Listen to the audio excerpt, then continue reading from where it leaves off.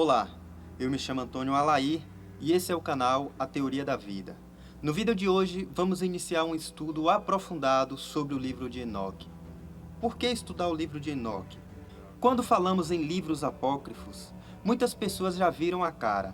A maioria teme encarar o desconhecido, isso porque já tem um conceito pré-estabelecido sobre estes livros com os quais, muitas vezes, elas nem tiveram contato. Quebrar o nosso preconceito a respeito dos livros apócrifos não é uma tarefa fácil. Eu mesmo tive muito receio ao pegar um livro apócrifo para ler pela primeira vez. Durante centenas ou até milhares de anos, as pessoas foram informadas de que os livros apócrifos eram coisas de hereges, eram amaldiçoados. Desfazer essa ideia não é uma coisa que ocorre da noite para o dia. Mas há algum mal em ler um livro apócrifo? Certamente não. E para começar a quebrar este preconceito, um bom começo é entender que os apócrifos constituem fontes históricas relevantes para que possamos compreender a cultura, os costumes e até mesmo as crenças das pessoas nas diferentes épocas em que eles foram escritos. Quando examinados corretamente, os livros apócrifos podem ser instrumentos que nos auxiliam a compreender o texto bíblico. O próprio apóstolo Paulo afirmou: examinem tudo e retenham o que for bom. Portanto, encare a leitura de um livro apócrifo da mesma forma como você lê um livro de um pastor ou de um escritor cristão explicando determinado assunto bíblico. Mas aí você pode questionar: é que os livros apócrifos não têm autor, não se pode atestar a sua autoria? De fato, mas a Bíblia também tem vários livros dos quais não se tem informações de autoria, e nem por isso você deixa de ler. Por exemplo, quem escreveu o livro de Esther?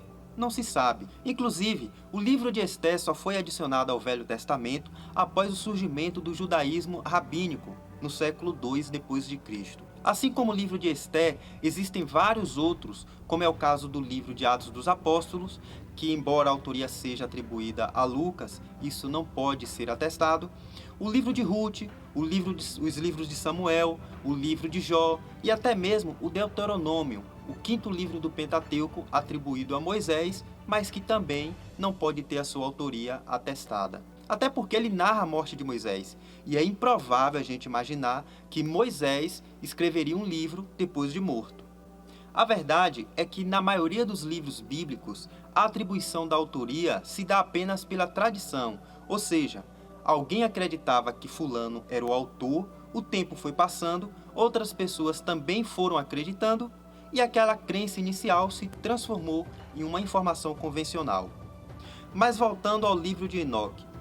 O livro de Enoque é um apócrifo do Antigo Testamento. Ele foi escrito ou passado como tradição oral antes do nascimento de Jesus. Até o século II da era cristã, não existia nenhum cânone bíblico. A Bíblia hebraica, também conhecida como Tanakh, que contém os livros do Antigo Testamento, só foi compilada após o surgimento do judaísmo rabínico, a partir do século II depois de Cristo. E a Bíblia católica, composta pelo Velho Testamento, mais os livros definidos pela Igreja para compor o Novo Testamento, só foi oficializada no século V. Sem um cânone estabelecido, diversos livros, hoje desconhecidos, foram muito populares na época de Jesus. E segundo a edição de Os Manuscritos do Mar Morto, de 1999, o Livro dos Jubileus e o primeiro livro de Enoque constituíam escrituras dotadas de autoridade entre os israelitas daquela época. Após o surgimento do judaísmo rabínico e a dispersão, estes livros deixaram de ser populares na Palestina, mas foram preservados por culturas de povos que acolheram os israelitas dispersos, como é o caso da Etiópia, onde foram conservados compondo a própria Bíblia. Na década de 1940, foram encontrados fragmentos de diversos livros, incluindo os livros da Bíblia, numa caverna em Qumran, às margens do Mar Morto. Entre eles estava o livro de Enoque. Os fragmentos manuscritos do livro de Enoque encontrados no Mar Morto foram datados do ano de 200 a.C. e estavam de acordo com o texto preservado na Bíblia etíope. Isso não significa dizer que o livro de Enoque foi escrito no ano 200 a.C. Na verdade, os manuscritos encontrados no Mar Morto provavelmente são cópias de registros ainda mais antigos. O livro de Enoque narra a vida e a obra do patriarca, pai de Matusalém e bisavô de Noé. É composto por 108 capítulos, divididos em 5 partes, que fazem uma exposição dos acontecimentos dos dias de Enoque, fazendo também projeções e previsões que abrangem toda a história da humanidade até os finais dos tempos, passando pelo advento do Messias. O texto bíblico fala pouco sobre Enoque, mas nas poucas linhas que lhe dedica, deixa explícito a grandiosidade de seus feitos, assim como a sua importância diante de Deus. E viveu Enoque 65 anos e gerou a Matusalém. E andou Enoque com Deus, depois que gerou a Matusalém, 300 anos, e gerou filhos e filhas. E foram todos os dias de Enoque 365 anos. E andou Enoque com Deus, e não apareceu mais, porquanto Deus para si o tomou. Gênesis capítulo 5, versos 21 ao 24.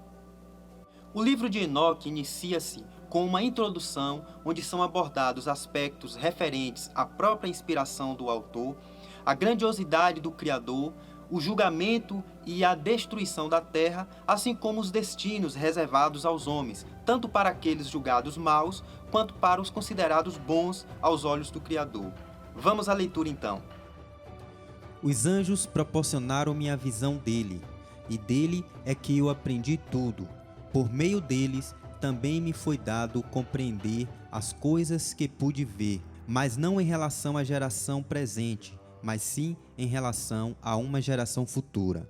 Dos eleitos eu falo, e sobre eles dou início às minhas alegorias. Eis que o santo desce da sua morada, o Deus eterno caminha sobre a terra no alto do monte Sinai, e em seu imenso poder revela a glória do mais alto do céu.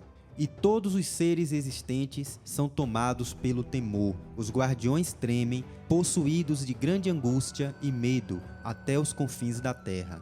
As mais altas montanhas hão de tremer, e os picos mais elevados desabarão, derretendo-se como cera ao fogo. A terra será desmantelada, e tudo que sobre ela existe será supresso, e tudo será submetido a julgamento. Mas com os justos ele firma paz, protege os eleitos e concede-lhes sua graça. Eles constituirão a propriedade de Deus e estarão na beatitude e na bênção. Ele mesmo a todos protegerá, e a luz divina brilhará sobre eles. Ele mesmo firmará com eles o pacto da paz. Em verdade, ele virá com milhares de santos para exercer o julgamento sobre o mundo inteiro e aniquilar todos os malfeitores, reprimir toda a carne pelas más ações tão iniquamente perpetradas e pelas palavras arrogantes que os pecadores insolentemente proferiram contra ele. Observai com atenção como no céu nenhum dos corpos altera o seu curso, e como as luzes todas do firmamento nascem e se põem, cada uma no seu tempo pré-estabelecido, e como jamais transgridem a sua ordem. Considerai a terra, vede os eventos que do princípio ao fim sobre ela acontecem, e como nela nada se modifica, e como todas as obras de Deus se manifestam aos nossos olhos. Contemplai o verão e o inverno, e como a terra toda está repleta de água, e como sobre ela se expandem as nuvens, o orvalho e a chuva. Observai e vede a natureza de todas as árvores, que parecem secas, despojadas de todas as suas folhas, à exceção de 14 espécies, que não se despem das suas folhagens, mas que conservam a antiga por 2 ou 3 anos, até que brote a nova. Observai como no verão o sol se encontra por sobre a terra, perpendicular a ela.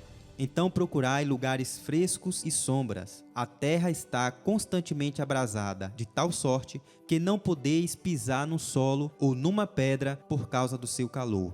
Observai como as árvores se cobrem de folhas verdes, e como todos os seus frutos proclamam a honra e a glória de Deus. Prestai atenção e vede todas as suas obras, então reconhecereis que foi aquele que é o vivo que assim as fez. Todas as obras por ele criadas comportam-se de ano para ano de forma constante, e todas as funções que elas cumprem para ele não se modificam de forma alguma. Ao contrário, tudo se realiza como Deus ordenou. Vede como o mar e o rio igualmente cumprem a sua função. Mas e vós? Não tiveste perseverança e não cumpriste a lei do Senhor. Vós caístes, e com as palavras obstinadas e arrogantes, proferidas por vossa boca, ultrajastes a sua majestade. Ó duro de coração, não haverá paz para vós. Com isso estáis a amaldiçoar os vossos dias e pondo a perder os anos da vossa vida, e os anos da vossa maldição serão avolumados por uma condenação eterna. Nenhum perdão estará reservado para vós. Então emprestarei o vosso nome aos justos, para que estes o utilizem constantemente para amaldiçoar. Por vosso intermédio, ó vós, todos malditos, eles rogarão pragas. Por vosso intermédio, ó vós, todos pecadores e pérfidos, eles esconjurarão.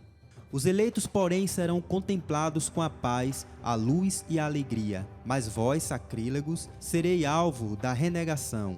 Os eleitos serão agraciados com a sabedoria. Eles viverão e não pecarão nunca mais, nem por ignorância, nem por atrevimento. Ao iluminado será concedido mais luz, e ao inteligente mais entendimento. Não pecarão nunca mais, nem mais serão julgados por todos os dias da sua vida.